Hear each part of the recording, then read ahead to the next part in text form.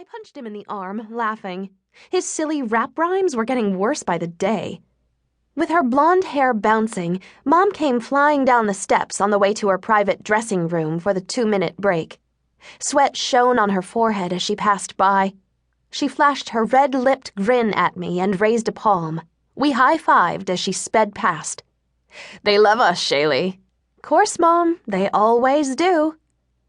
The rest of the rock group, Kim, Maury, Rich, and Stan, descended more slowly, their faces showing fatigue. None of them had the energy of my mother after a concert. Tom and I gave them a quick thumbs up before scurrying after Mom. As we hit the dressing room with Rayne O'Connor's name on the door, I checked my watch. 10:45. Yay! Almost time to head to the airport and pick up my best friend Brittany.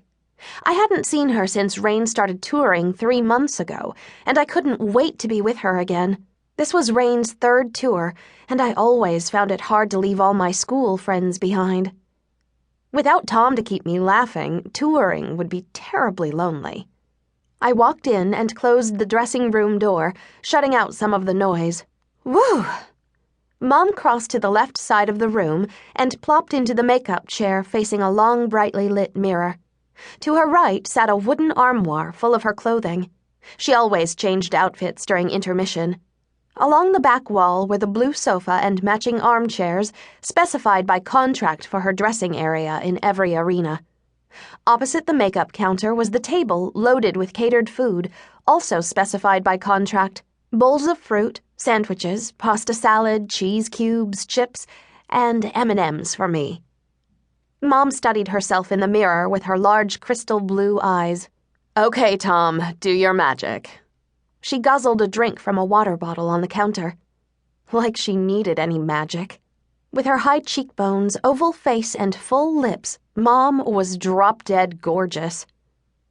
Tom winked at me as he snatched up a tissue. Sticking his scrawny neck out, he scrutinized Mom with animation, eyes narrowed and his mouth a rounded O. He sighed, stood back, and spread his hands as if to say, "Nothing to be done here, you're perfect." Mom rolled her eyes at me. I shrugged, as if I could control Tom's antics. "All right, lover boy." Mom took another swig of water. "Get to it. I've got 1 minute left." "Yo, Big Mama." Mom swatted his hand.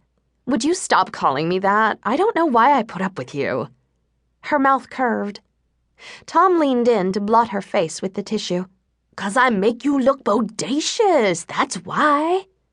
Expertly, he retouched her blusher and lipstick and fluffed her hair. Out in the arena, the crowd's yells and applause were growing louder. I smiled and squeezed Mom's shoulder. At every concert, the fans went wild, but it never got old for me. Night after night, their adoration made my chest swell with pride for my mom.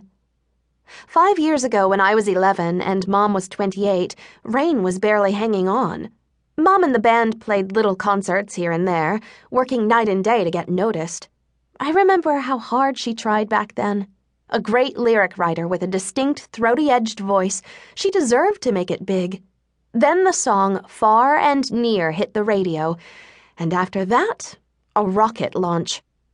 Tom stood back and surveyed Mom, his head cocked to one side. "Not bad. Not bad at all." "Rayne, you Rayne! Rayne, you Rayne!" The crowd was going crazy out there.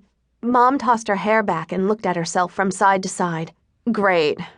She sprang from the chair. "Gotta go." She hurried toward the door. I moved out of her way.